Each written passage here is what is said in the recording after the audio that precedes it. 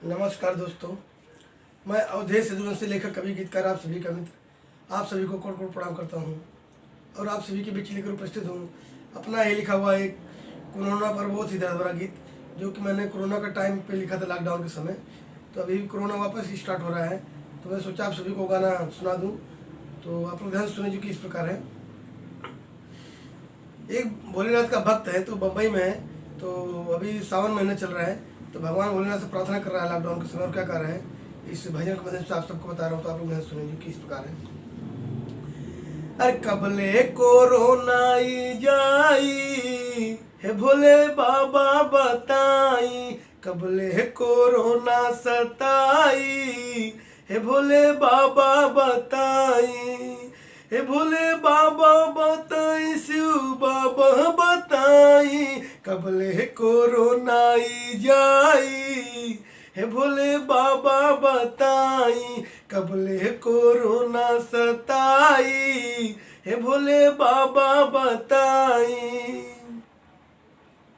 अरे एक रुपया के बानी मुस्ताद हो, नौकरी छूटल बाटे धंधा ना काम हो।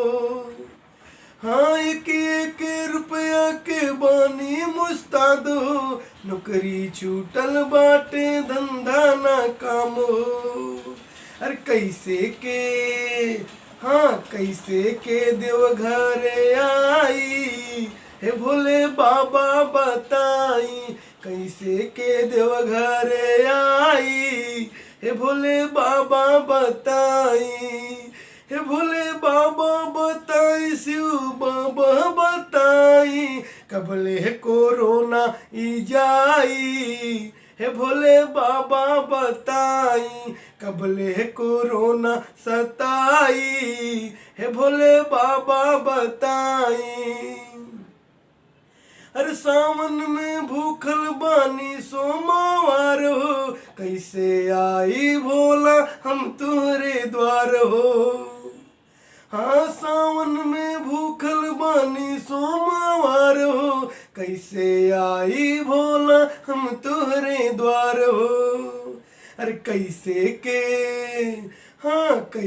के जलवा चढ़ाई हे भोले बाबा बताई, कैसे के जलवा चढ़ाई हे भोले बाबा बताई, हे भोले बाबा बताई, शिव बाबा बताई, कबले कोरोना जाई हे भोले बाबा बताई, कबले कोरोना सताई हे भोले बाबा बताई।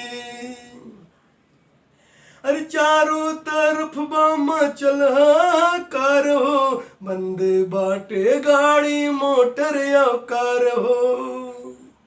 अरे चारों तरफ बम चल हाहाकार हो, बंद बाटे गाड़ी मोटर या कार हो।